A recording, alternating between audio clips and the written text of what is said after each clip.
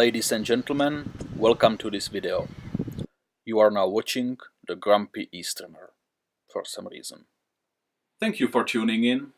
So I attended an internet discussion recently and it reminded me of something that I would rather forget, but sadly it's the reality and it should be talked about. George Carlin called it pussification. It's basically the problem with modern men becoming too much feminine. Now, there is nothing bad on being slightly masculine or slightly feminine for either males or females. That's just the human nature. The problem is going to the extremes. Two drunk guys fighting in a bar just to show off who is stronger. That's stupid. Guys who are afraid of sharp objects in their house, yeah, that's also stupid. Sorry, but that's the truth. So, I wanted to talk about this problem. From my point of view, I'm slightly over 30, living in what you would call Eastern Europe, or I would call Central Europe, but it doesn't really matter. In a country where women have pretty much the same opportunities as men, but so many of them just choose to be more feminine. They mostly don't see this as a struggle between genders. So, when I saw these opinions in the internet discussion, I understood the problem is getting worse and worse. There are so many young men in Western Europe and in the USA, educated, smart, but they are basically just 12-year-old girls in male bodies. They are afraid to travel abroad, like literally scared to travel to safe places, to tourist places. They are afraid of guns. I understand some people are afraid of guns, but they are afraid of knives. And I'm not talking about some daggers or something. Here we say every proper man carries a knife.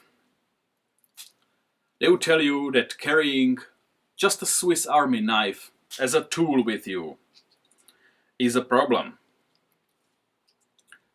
They actually think this is more likely to be used as a lethal weapon than as a screwdriver. I screwed many screws in my day. I never killed anyone. Now, they are so afraid about their feelings being hurt. I really don't get this. Maybe it's part of the SJW culture, maybe it's part of the outrage culture we hear about. Again, before I'm being called sexist or whatever, let me read you just a tiny example from this book. This is a nice example of how women in our country were treated 150 years ago. There's an article, it's a health handbook from 1874, printed in Prague. And this is an article on treating of female hysteria, which was kind of a thing in that time. Today we don't call it female hysteria, we call it maybe mental problems, something like this. So I translated the last part. Outside of manual labor, it is also good for women to participate in exercise of the mind. Art, music, singing, drawing, painting, or studying science, mainly in the field of natural sciences. This is 150 years old, encouraging women to study even natural sciences. I think that's pretty good. And my opinion on today's males. I'm not saying a man should be John Rambo. There is pretty much one role man has in the society. He needs to be a rock. A rock that a woman can hide behind if there is a storm on the horizon. A rock that will provide a platform so a woman can stand on. Man needs to be reliable, stable. Somebody who can be trusted even in a situation that is hard. Somebody who is emotionally unstable, somebody who is scared all the time, somebody who has feelings hurt by just some words said, cannot provide this role. It is very hard for women to provide the role of the rock for the family if they are single mothers. It's much better when there are two parents, and it's much better when man provides this role. So just to close this video, I took 1.5 minute scene from a movie I like. It's from Czechoslovakia from the 1930s, I think it's 1936. And to my knowledge it was never translated into English, so I added English subtitles. The movie is basically about, it's a cheap comedy.